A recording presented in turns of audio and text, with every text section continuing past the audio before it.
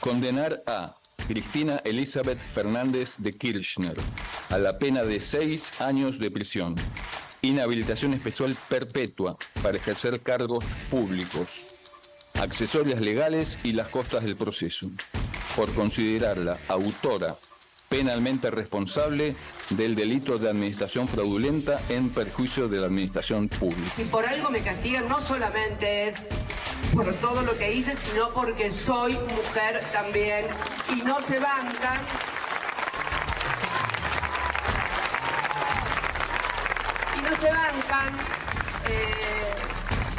Que discutir con una mujer y que no puedan tener razón. Como no me pueden pegar, porque viste que cuando discuten y uno tiene razón, ¡pum! Piña. Como no me la pueden dar la piña, entonces hacen las cosas que hacen como las que hicieron hoy en Comodoro Pi.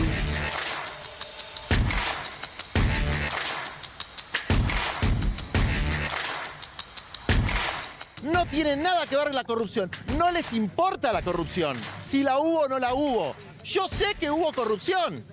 También sé que Cristina no es responsable. También sé que al responsable directo lo sobreseyeron. Explícame con qué autoridad moral los mismos jueces que sobreseyeron a debido condenan a Cristina.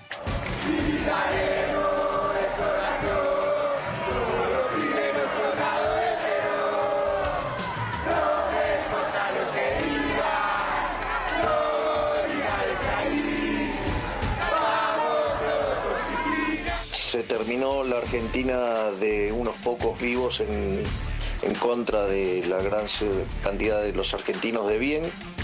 El que las hace las pagas, lo dijimos en la campaña, nosotros no interferimos en la justicia, le liberamos las manos, ahí están las sentencias.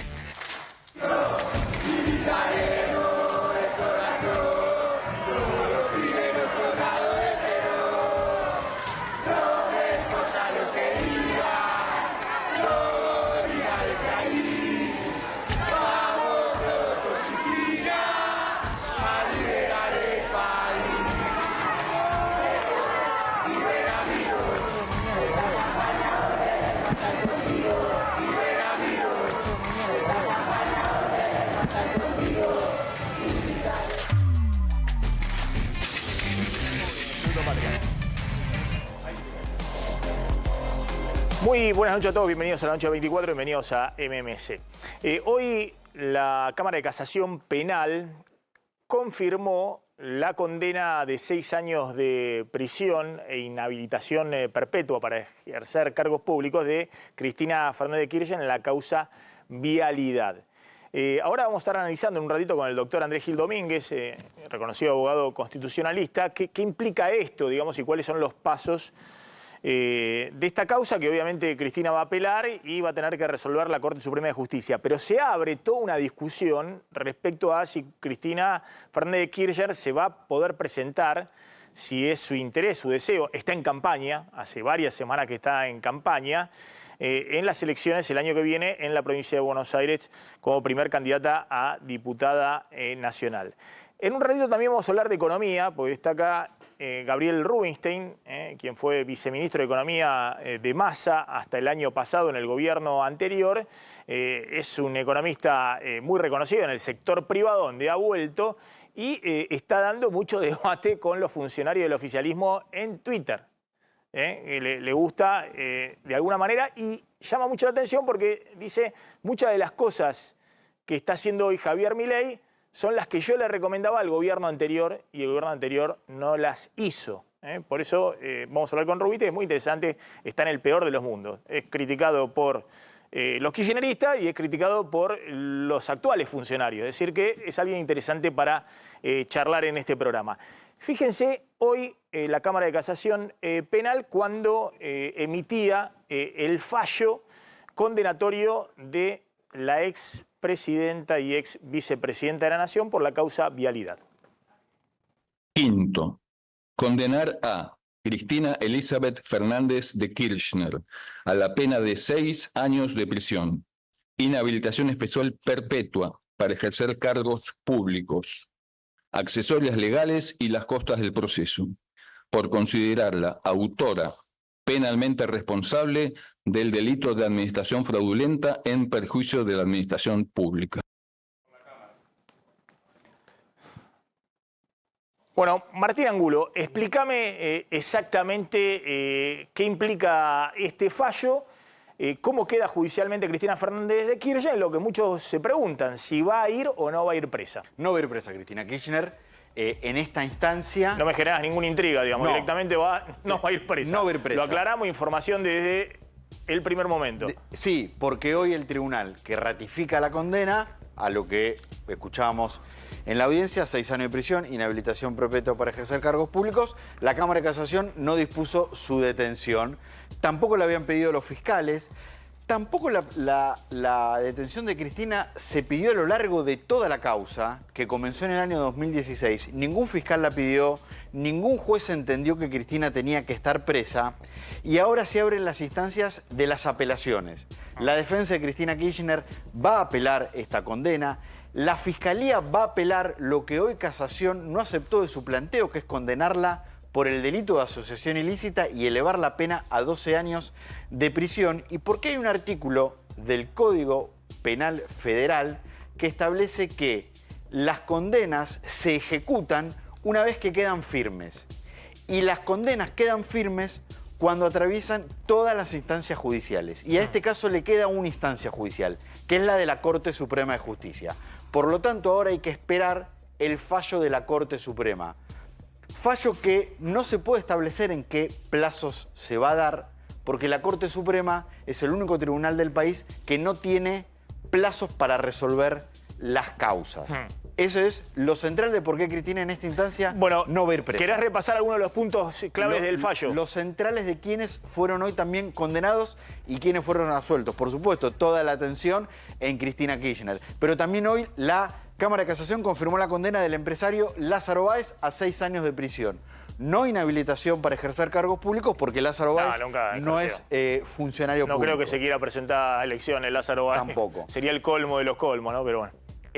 Otro de las condenas que hoy se confirmó fue la de José López, ex secretario de Obras Públicas. También 6 años de prisión, también inhabilitación perpetua para ejercer cargos públicos. Un hombre muy poco conocido para la gente, Nelson Periotti, que fue el director nacional de Vialidad durante todo el gobierno de Néstor y de Cristina Kirchner, de los 3 gobiernos del kirchnerismo, y que fue para la justicia central en la acusación, también 6 años de prisión y la inhabilitación perpetua para ejercer cargos públicos. Hubo otros exfuncionarios de Vialidad de la provincia de Santa Cruz que también fueron condenados. Y acá empezamos con los absueltos. Julio De Vido, ex ministro de Planificación Federal, absuelto. Hoy muchos se preguntaban, pero ¿cómo puede ser si José López, que estaba por debajo de Vido, fue condenado y De Vido no?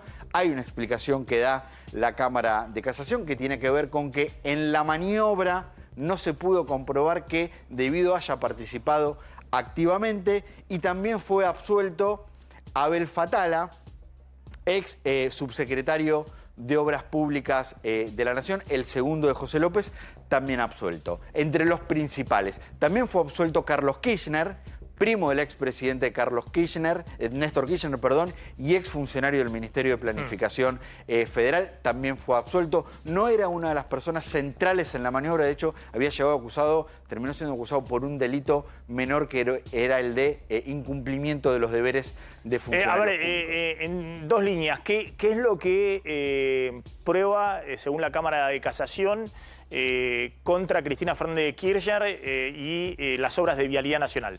Central, un decreto que firma Cristina que modifica el fideicomiso de las obras públicas y pone el manejo de los fondos de las obras públicas en la Dirección Nacional de Vialidad. La relación comercial con Lázaro Báez. Mientras Lázaro Báez obtenía los fondos de las 51 obras públicas que tuvo para Santa Cruz, parte de esa plata iban a Los Sauces y Otesur, 2 empresas de la familia Kirchner. Y lo que la justicia dio a conocer, el fiscal Luciani en el juicio oral, el plan limpiar todo. En el teléfono celular de José López, cuando fue detenido con los bolsos, con los 9 millones de dólares, se encontraron mensajes de WhatsApp con Cristina Kirchner, con Lázaro Báez y con quien era el presidente de una de las empresas de Lázaro Báez, hablando de cómo, ante la llegada de Mauricio Macri a la presidencia de la Nación, Lázaro Báez tenía que cobrar todo lo que se le adeudaba y cerrar las empresas. Ese es el camino que la justicia hace para entender que Cristina Kirchner fue responsable... Que fueron empresas, básicamente Austral Construcciones, una empresa que creó Lázaro Báez días antes del 25 de mayo del 2003, cuando llega Néstor Kirchner a la presidencia, y que cierra, directamente liquida, meses después del 10 de diciembre de 2015, cuando se van los Kirchner. Exactamente. Fue una empresa que duró lo que duró, fueron los 3 periodos de Néstor Kirchner y de Cristina Fernández de Kirchner. Exactamente. Esa relación aparece mucho, tanto en el fallo del Tribunal Oral como en el fallo hoy de la Cámara de Casación. Además de las otras causas anexas, donde Lázaro Báez aparecía transfiriendo desde sus empresas fondos a empresas de Cristina Kirchner, Néstor Kirchner y de los hijos. Puntualmente, Otesur y Los Sauces. Le alquilaba los hoteles de Otesur y las propiedades que tenían en la empresa Los Sauces. Sí, exactamente. Por eso, cuando uno ve, digamos, ¿esto qué es lo que me querés mostrar? No, el otro punto que estaba en la placa eran los otros aspectos centrales del fallo de hoy. Casación, Casación rechaza la asociación ilícita por mayoría. Cristina Kirchner no es condenada por asociación ilícita. Se confirma el decomiso de 84.000 millones de pesos, que es lo que la justicia entiende que fue el monto por el que se defrauda al Estado, y lo que contaba antes, que se vienen las apelaciones, tanto de las defensas como de la Fiscalía. A ver, vamos a hablar con el... Gracias, Martín. Vamos a hablar con el doctor Andrés Gil Domínguez. A ver, siempre dijimos, y era raro, Lázaro Báez, un empleado bancario, creó Austral Construcciones, creo que 2 semanas antes del 25 de mayo del 2003. Después se quedó con una cantidad de obras muy grande, pero muy grande. Sí. Hizo una mega empresa de proveedora de obra pública, la liquidó 2 meses después de que se fue del gobierno los Kirchner. En el medio aparecía siempre de íntima confianza de Néstor Kirchner. En el medio apareció después el tema de la Rosadita, los hijos de Báez contando billetes. Digamos, una cosa donde todo Santa Cruz, sabiendo que andaban en Porsche, en aviones lujosos, en todo eso, los Báez asociados a la obra pública, ¿no? Como hay pequeños Báez en toda la Argentina, en todas las provincias, asociados a los gobernadores y demás, lo que se llama la gran corrupción de la obra pública. Ahora, en el expediente, la pregunta es si está probado que eso era ordenado, dirigido e iba o no para Cristina Fernández de Kirchner. Doctor Gil Domínguez, usted vio el expediente y en todo caso el fallo de hoy de la Cámara de Casación. No, el expediente no, lo que he seguido es la causa, los alegatos de Fiscalía Defensa, fallo de primera instancia y hoy el fallo de segunda instancia. Sí. Lo que ha quedado probado es que hubo, sí, en la provincia de Santa Cruz, cartelización y direccionamiento de la obra pública a favor de Lázaro Báez, que tenía el 80% de la obra pública solamente en Santa Cruz, no tenía en otras provincias, y esto no se daba en ninguna otra provincia. El tema acá es que la condena de la ex vicepresidenta y expresidenta Cristina Fernández de Kirchner en este expediente se da por prueba indiciaria y bastante débil, no es una prueba robusta. La única prueba que hay son indicios. Y esos indicios están basados en ciertas normas que Cristina Fernández de Kirchner dictó, pero que las dictó con la anuencia de jefe de gabinete, de ministros, hubo leyes de presupuesto, hubo decretos de necesidad y urgencia que el Congreso ratificó, con lo cual, dentro de un esquema como el argentino, en donde la presunción de inocencia y el dubio pro reo obligan al Estado para condenar a una persona a tener fuertes pruebas directas, cuando no hay pruebas directas y solamente hay pruebas indiciarias que construyen un relato y construyen una historia, como dice el juez Hornos en su voto, esas pruebas indiciarias tienen que ser muy fuertes. Y acá no hay en ningún momento alguien que vincule a Cristina.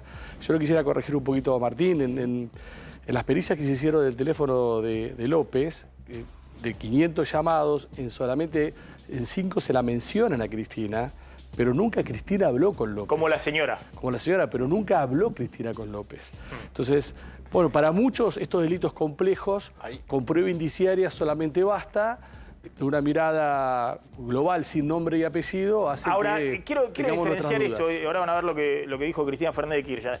López fue funcionario de Néstor Kirchner después de Cristina Fernández de Kirchner, el secretario de Obra Pública. Más allá de que después apareció como si fuera desvariando con 3 millones de dólares, o más, 9 millones de dólares, en varias mochilas, en un convento en General Rodríguez. Con armas. Además con armas, pero 9 millones de dólares en efectivo. Más allá de eso, era el funcionario que todos decían era Néstor Kirchner. Iba a los gobernadores, todos los gobernadores le rendían pleitesía, desembarcado en las provincias y demás. Por eso ahí Devido puede decir, bueno, me pasaban por alto en esta. Porque era el secretario de Obras Públicas que dependía de Devido, pero todos consideraban que era el delegado directo de Néstor Kirchner y demás. En el caso de López, ¿está aprobado la corrupción? En el caso de López está aprobada.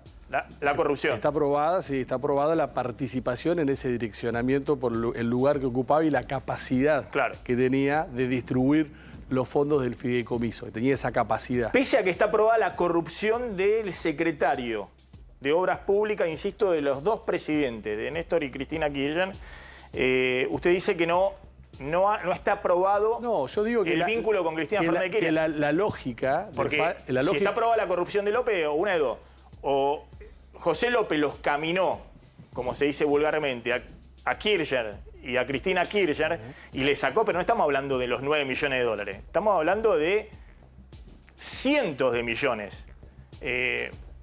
O alguien le dio la orden, digamos. Bueno, pero eso uno lo tiene que probar.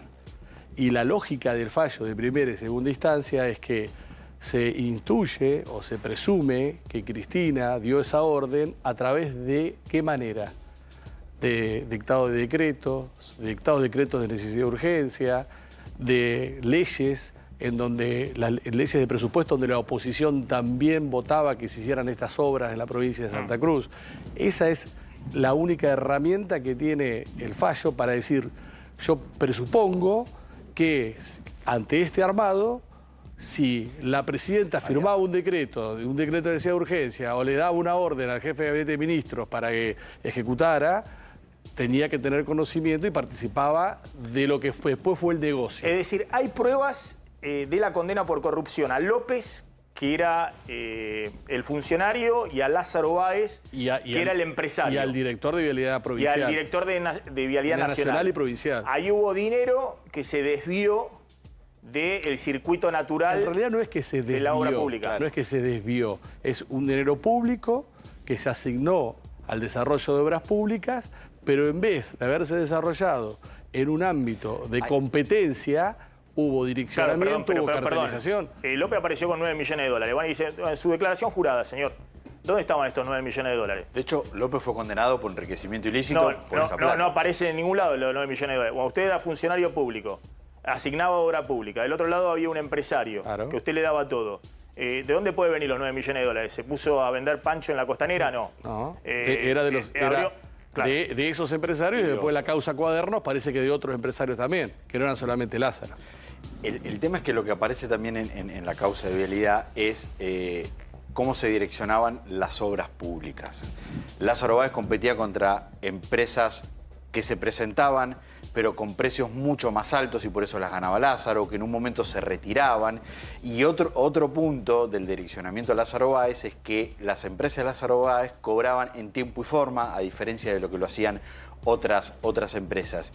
Y Cristina aparece por el vínculo comercial con Lázaro Báez. Lo que la justicia dice es, mientras Lázaro Báez cobraba por una ventanilla, por otra, parte de esa plata se la daba a Cristina Kirchner en Los Sauces y Otesur. Lo que la defensa de Cristina Kirchner te dice, son dos negocios distintos y no es ilegal que Lázaro Báez haya hecho negocios con Cristina Kirchner por fuera de la obra pública. Pero muchos dicen, como decías al principio, un empresario que poco tiempo antes tiene las empresas, obtiene el 80% de la obra pública en Santa Cruz, es llamativo que después canalice con negocios a quien le daba esas obras públicas. Fíjense lo que decía hoy Cristina Fernández de Kirchner.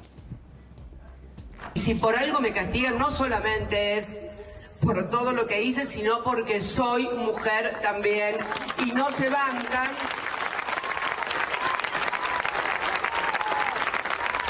Y no se bancan puedan que discutir con una mujer y que no puedan tener razón.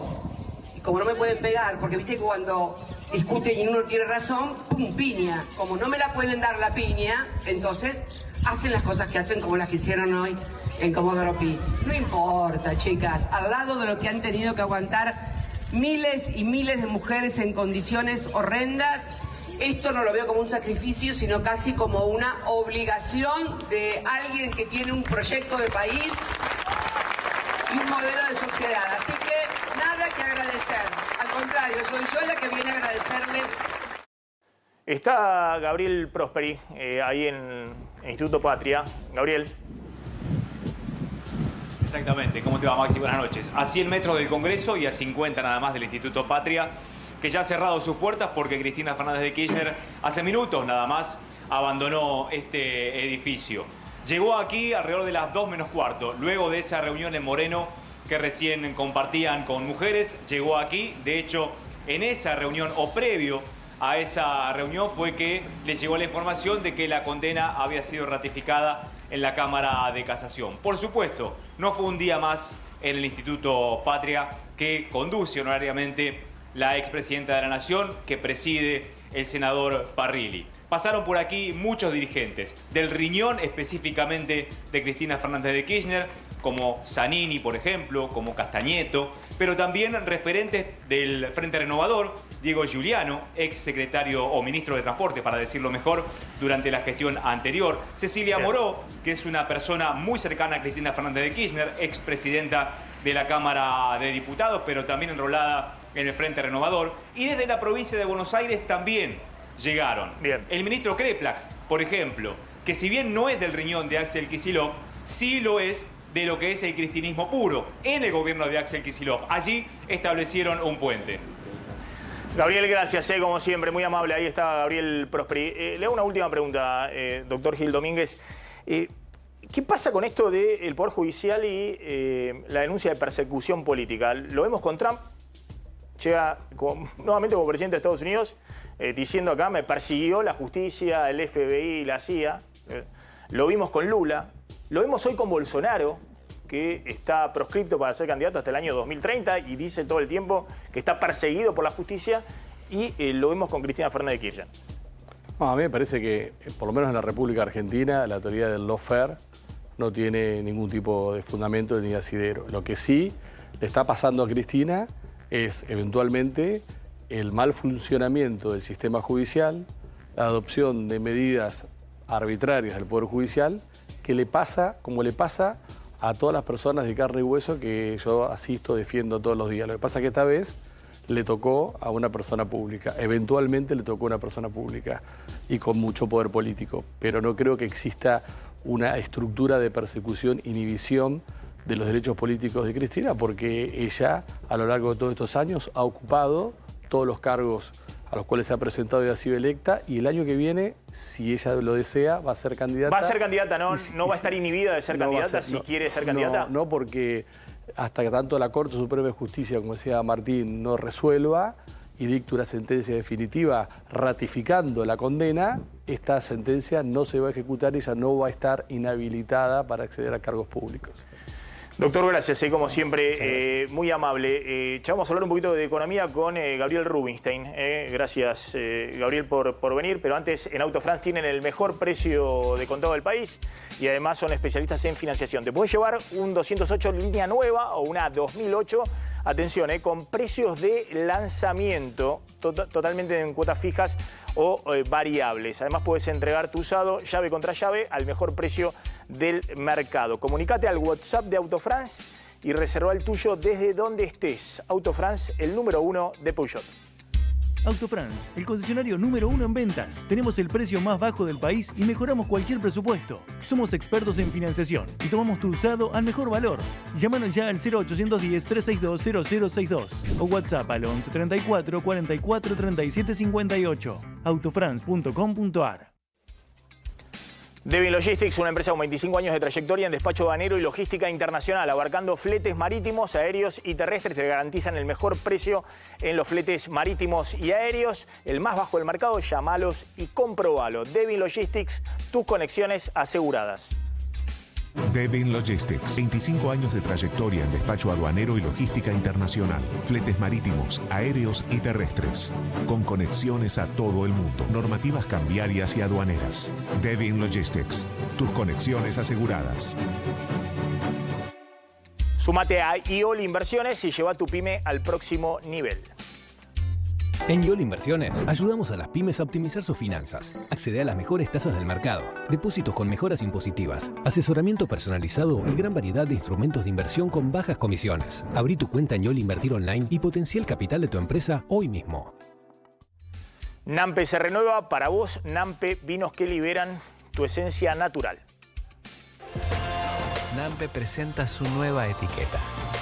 Un vino único que libera y realza tus sentidos. Nampe, tu expresión natural.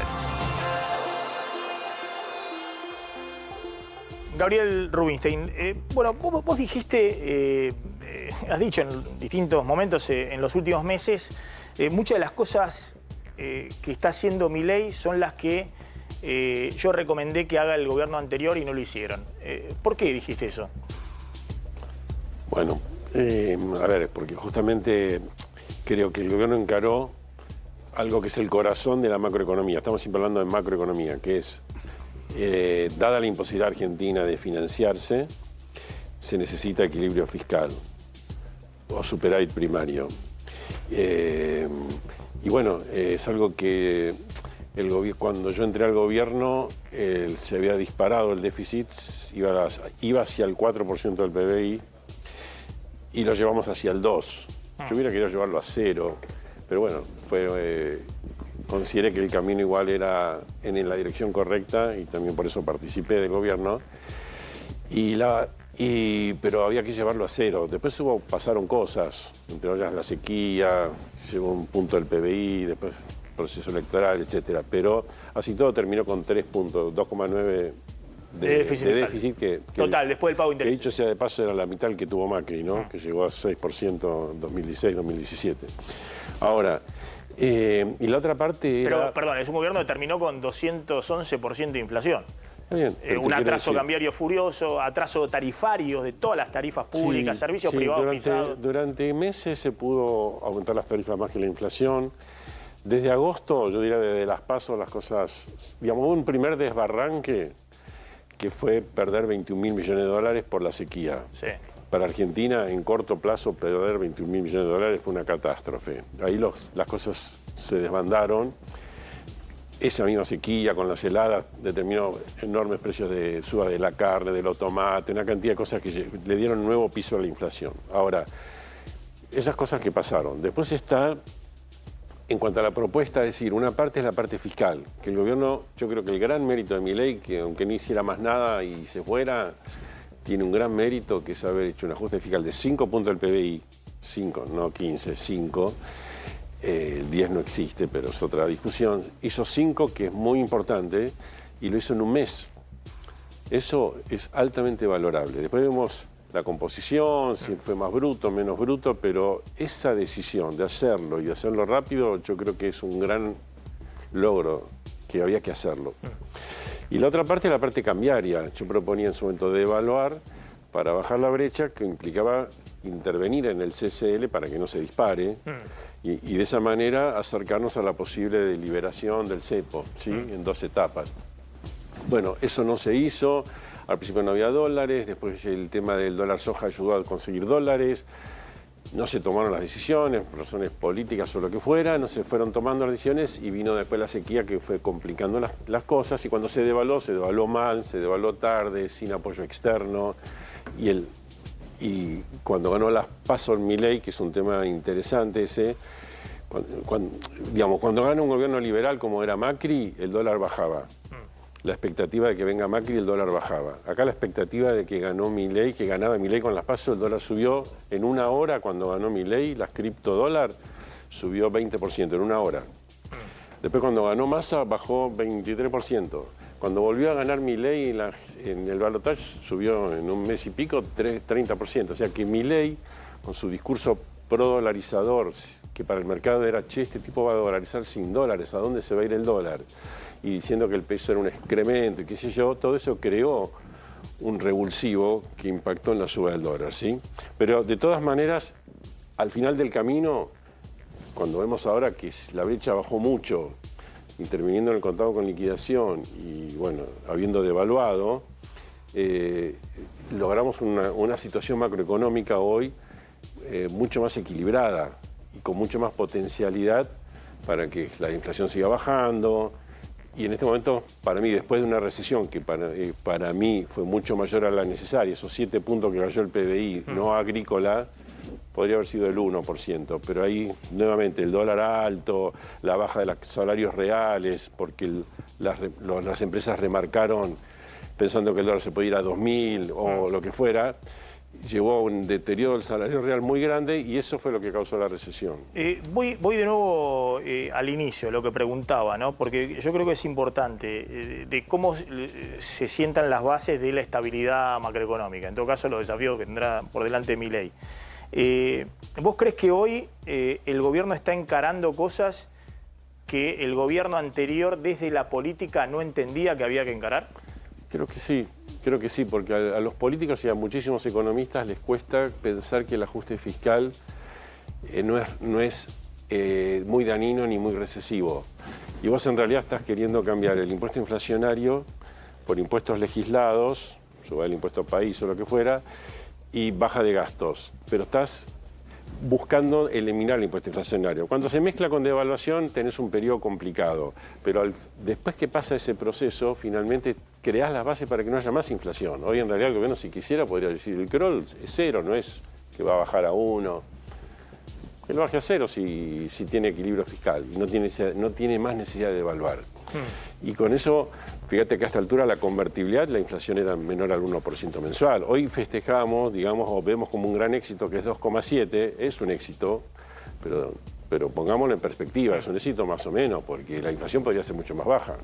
Ahora te voy a preguntar cómo sigue esto, ¿no? ¿Cuáles son, en todo caso, lo que vos estás viendo como fortalezas y debilidades del programa económico? Descubrí un nuevo concepto en SV, GWM Jabal H6, es la síntesis de lujo, modernidad y estilo. Ingresá a gwm.com.ar y descubrí más. Mirá.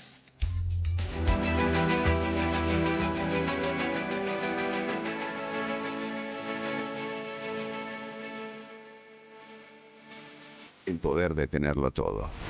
Jabal H6. Explórala. Somos Casa Saro. Trabajamos con materiales de la mejor calidad. Desde 1986, el mejor socio en obras hasta clientes finales. Somos especialistas con más de 37 años de experiencia. Solicita presupuesto en nuestra web o por WhatsApp 11 65 44 14 32. La calidad de un buen aceite está en la naturaleza que lo contiene. Kroll es aceite de canola virgen, rico en omega 3 y el más bajo en grasas saturadas. Por eso, ayuda a reducir el colesterol. Kroll, sabor a vida. Probalo. ¿Cansado de la humedad de cimientos en tu casa? En Sivaco tenemos la solución. Nuestro equipo electrónico antihumedad de cimientos, sin obras costosas ni complicadas. WhatsApp 114-997-3434. Envíos sin cargo. Más de 10 años de garantía. Ingresá a sivaco.com/antihumedad. Sivaco va, la humedad se va. Mire lo que dijo anoche, ya era tarde, digamos, Javier Milei, en una presentación respecto a cómo sigue el programa económico y qué es lo que piensa hacer el gobierno con el dólar. Y primero, como verán, si limpiamos el efecto de la inflación inducida, digamos, ya estamos en niveles de inflación de las que tiene el mundo razonable. Les aviso que si durante 2 meses más repetimos números en esta línea, vamos a estar bajando el crawling peg a 1 y cuando repitamos 3 meses de 1, digamos, vamos a estar liberando el mercado de cambios y liberarnos del cepo y salir de toda esta peripecia. Así que ya empiezan a verse las cosas. Ahí estaba Milei. ¿Cómo sigue esto, no? La duda principal era, bueno, tienen que aparecer los dólares. ¿Y los dólares aparecieron con el blanqueo? Sí, aparecieron bastante dólares, bastante más de lo que la mayoría esperábamos, ¿sí? En un momento pensaba, bueno, por ahí puede haber 5.000 millones de dólares en efectivo, 20.000, la verdad que es una cifra impactante. Ahora, lo que Milei dice en dos pasos, bueno, hacemos del 2 al 1, el 1 al 0 y levantamos el cepo, yo creo que ahí es un error, que son dos cosas completamente diferentes. O sea, vos podés, mañana si querés devaluar 0, ahora levantar el cepo, que también lo puedes hacer mañana mismo, implica lidiar con los riesgos de levantar el cepo. Y el principal cepo es el sobrecontado con liquidación, porque las empresas no pueden comprar contado con liquidación porque pierden acceso al MULC. Entonces la pregunta es, ¿qué pasaría? Y ahí es interesante porque Caputo dijo necesitamos una inyección de dólares, porque en realidad el problema fundamental para levantar el cepo es que no hay dólares en el Banco Central, pero hay 100.000 millones de dólares equivalentes en pesos que la gente tiene en circulante, en depósitos y en bonos, la gente, que si pasara algo, por ejemplo, como el efecto tequila, ¿te acordás? En la convertibilidad estaba perfecto, no había ni monetario overhang, estaba todo bárbaro. Caballo en su mejor momento, Menem en su mejor momento, equilibrio fiscal. Shock externo y todo el mundo compra dólares. 20% de caída de los depósitos, 20%. Hoy serían como si te fueran 20.000 millones de esa masa de 100.000 millones. 20.000 se fueran. ¿Con qué le tenés para...? En el tequila les diste dólares. ¿Acá qué les vas a dar? Nada. ¿A dónde se va el dólar? Con cepo o sin cepo, flotante, no flotante, ¿a dónde se va el dólar cuando no tenés dólares para responder? ¿Y entonces? Y eso el gobierno no lo tiene resuelto. Y encima es una fragilidad de todo el esquema que se junta a la fragilidad del dólar bajo, porque cuando el dólar está bajo, en la percepción de la mayoría, y pasa algún problema, salen a comprar dólares. Si el dólar estuviera alto, lo pensarían dos veces. Si no está bajo, no lo pensás dos veces. Si compremos dólares, pues se acaba esto. Entonces ahí hay una fragilidad. La única manera de sortear esa fragilidad es teniendo una masa importante de dólares. Bueno, es lo que está haciendo ahora el Banco Central, empieza a comprar dólares. Pero pará, no estamos hablando de que compra 1.500, no te necesitas 30.000 y no necesitas después de 2 o 3 años o 4 o 5, no, necesitas ahora. Y eso solamente lo puedes lograr con una exitosa negociación con el Fondo Monetario Internacional, más Trump, más Elon Musk y todo lo que vos quieras. Y ahí hay que ver, porque uno podría preguntarse, ¿alguien te va a prestar dólares para que los vendas a 1.000? Te hago la última respecto a lo que está pasando justamente con la llegada de Trump, ¿no? Hoy fue otro día donde se fortalece el dólar, los países de la región, Brasil, México, el dólar sube, en esos países deprecian, no pasa nada, porque esos países no impacta sobre la inflación, tienen mucha reserva el Banco Central. ¿Vos crees que la llegada de Trump va a ser favorable para la Argentina justamente por la posibilidad de presionar sobre el FMI, o en última instancia va a ser un mundo un poco más complicado? Y va a ser mixto. Lo que pasa es que si hay mucha voluntad de Trump en apoyar a Milei, hasta suponete puede haber medidas proteccionistas contra los limones, contra esto, contra el otro, y a lo mejor un llamado telefónico, Trump lo destraba. Va a ser muy ad hoc. A nivel general, un proceso de mayor inflación en Estados Unidos, mayor suba de tasa de interés, mayor fortaleza del dólar, mayor depreciación del real, nos perjudica. Si es así, gradual, o puede no ser llamativo. Si en algún momento se dispara, suponete que, ¿te acordás de la convertida con el real? Sí. Si pasara algo grave, sí nos pegaría mucho más, ¿no? Vos cuando le haces las proyecciones para el año que viene a tus clientes, empresas, a bancos y demás, ¿qué proyección haces de inflación, de crecimiento? Inflación 22% para el año que viene. ¿22% de inflación el año que viene? Sí. 5% del PBI, crecimiento punta contra punta, te da un poquito menos en promedio. Sí. Básicamente eso, con el crawl bajando al 1%. ¿Sos más optimista del gobierno o casi estás en las proyecciones del gobierno? Bueno, sí. Yo creo que no hay ningún impedimento para que eso ocurra. Debería ocurrir. Es decir, ¿lo ves bien a Milei para el año electoral desde el punto de vista de la economía? La economía lo va a acompañar. Aparte, él está jugado en esa dirección. Nuevamente, en un esquema que tiene fragilidades. Cuando hay fragilidades y riesgos, no significa que hay accidentes. Significa que tenés riesgos. O sea, si viene un shock externo... Bueno, agárratelas.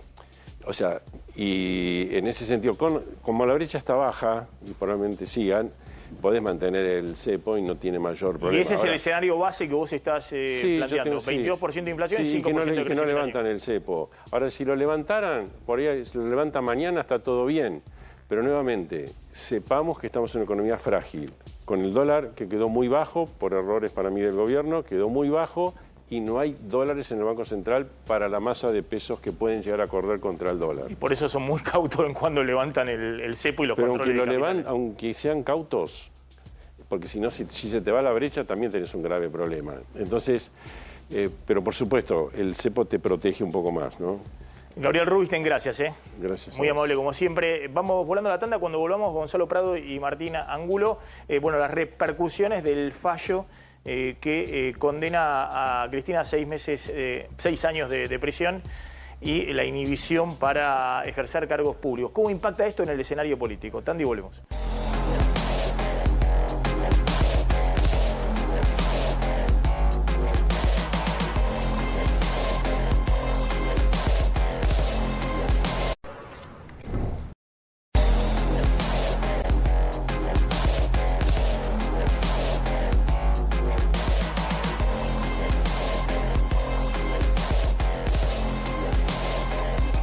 De Cristina Fernández de Kirchner para intensificar su enfrentamiento con Mauricio Macri. Así es, Maxi. Mira, te lo voy a mostrar con algunos tweets. Cuando se conoce la confirmación de la condena a 6 años de prisión e inhabilitación para ejercer cargos públicos de la ex vicepresidenta y expresidenta Cristina Fernández de Kirchner, el primer tweet, la primera comunicación del oficialismo fue de parte de Javier Milei. Si lo podemos ver en pantalla, hace referencia a que durante su gobierno, sin meterse sin criticar a Cristina en la previa, ¿no? en la campaña, cuando le decían no critica la corrupción del kirchnerismo, dice, no me metí, no intercedí ante la justicia y hubo una condena. ¿Por qué? Lo que estaba diciendo es, en el gobierno de Mauricio Macri, había interferencia con la justicia, acá lo tenemos el tuit. Recuerdo que en la campaña fuimos criticados por no expedirnos sobre la culpabilidad de Cristina Fernández de Kirchner. Sí. Por los mismos que hoy hablan de respeto a las instituciones. Está refiriéndose al PRO. Exactamente, a todo lo que es junto con el cambio. En el día de hoy, durante este gobierno, la justicia argentina confirmó la condena e inhabilitación perpetua para ejercer cargos públicos de la expresidente. Hoy podemos afirmar sin ninguna duda que Cristina Fernández de Kirchner es culpable de acto de corrupción. Exactamente. Después, este mensaje... Es decir, muy medido, muy cauto, un Milei que siempre es pirotécnico. Un mensaje casi institucional, digamos, lo que diría un presidente ante un fallo judicial en el cual no se mete. Hay quien te diría que un presidente no hablaría de esto, porque está la cuestión incluso de algunos de los funcionarios de la Casa Rosada que le dicen, perdón, hay algunos funcionarios de la Casa Rosada que te dicen, no es bueno que se condenen a expresidentes, por una cuestión, viste, de instituciones y demás.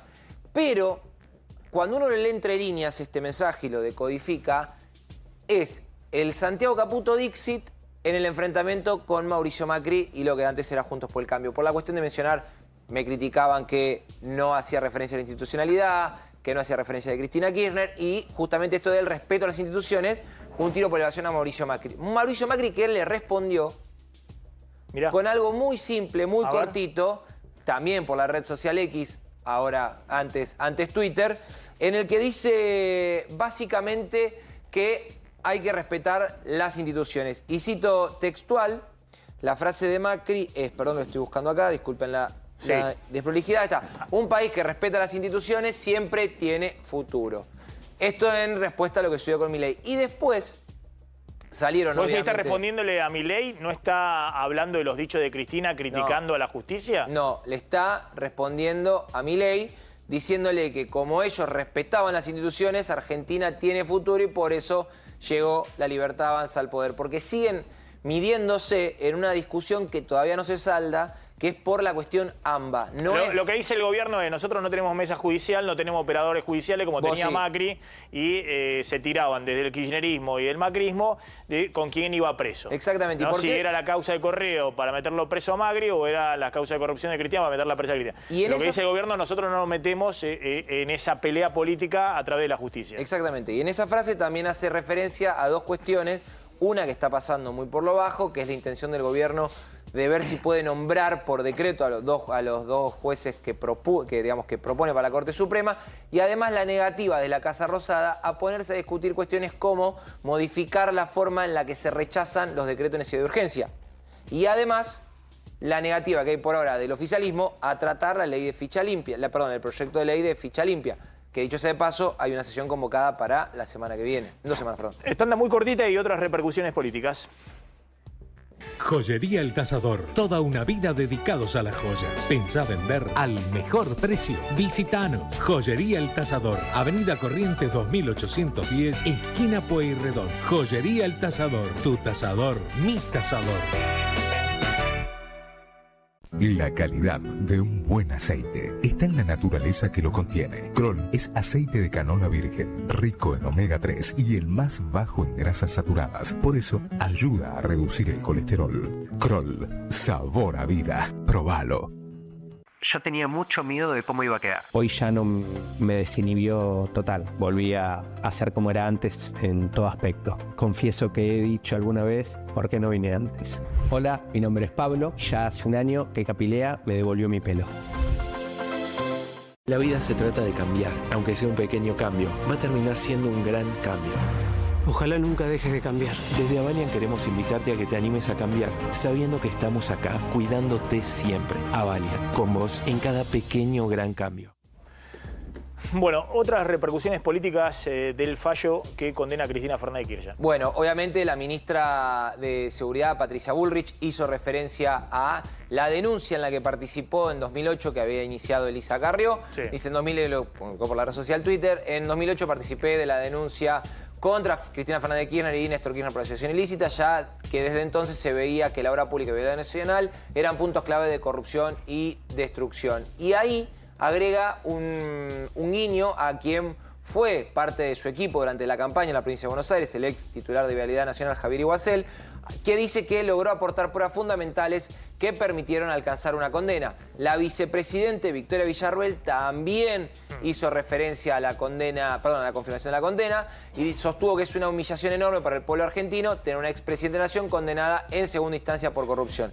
Y después también, del otro lado de la grieta, María Eugenia Vidal también obviamente criticó a Cristina Fernández de Kirchner al conocer esta condena, diciendo expresidenta condenada a 6 años de prisión en inhibición perpetua para ejercer cargos públicos por robar al Estado argentino. Hubo defensas también. Bueno, clave el tema, salió Grabois. Sí, salió Kicillof. Kicillof también, ¿eh? Sí, Kicillof, el gobernador de la provincia de Buenos Aires, fue uno de los primeros incluso. Cerrando filas también con Cristina Fernández de Kirchner. ¿Qué pasa en la Corte Suprema de Justicia? Y esa va a ser la clave a partir de ahora, no solo porque la causa va a terminar llegando a la Corte, sino que va a intervenir una Corte que está hoy en definición plena. A fin de año se queda sin un juez. Juan Carlos Maqueda deja el cargo por llegar a la edad de 75 años, que es la edad máxima que establece la Constitución para ser juez, y queda una Corte de 3 miembros. Mientras tanto, el Senado debate los 2 candidatos que propuso Javier Milei para la Corte Suprema, Ariel Lijo y Manuel García Mansilla, con una particularidad. En el Senado es clave el bloque que tienen los votos Cristina Kirchner. Es decir, Cristina Kirchner tiene la llave para conformar la Corte Suprema que va a resolver su condena. Y acá la discusión, ¿van a ser estos 2 jueces los designados? ¿Va a haber una ampliación de la Corte Suprema en una negociación más amplia con el kirchnerismo para que Lijo y Mansilla lleguen a la Corte Suprema? Perdón, pero ¿entra a su en la vez negociación haya otros? la actual Corte Suprema? Bueno, vos decís los votos de los actuales jueces. No, si entra en la negociación. En general. No, lo que está toda una negociación de los políticos, no de la Corte Suprema. Hoy por hoy hay 2 escenarios. El primero, el que dice Martín, el gobierno incluso ya se encargó de hacerle llegar a Cristina Kirchner que las condiciones de negociación cambiaron totalmente. La forma en la que habían negociado por Lijo y Mansilla hace 5 meses es distinta que la de ahora. Y dice, no le vamos a aceptar lo que algunos sectores del kirchnerismo ya están pidiendo, que es que se baje el pliego Mansilla para subir una mujer. ¿Quiénes 2? Una ex senadora, Sagnum, y una actual legisladora, Graciana Peñafort. Bien, gracias, colegas. Nos estamos retirando. Se quedan con Pablo Caruso y equipo. Nos reencontramos como siempre mañana a 20 horas. Chau.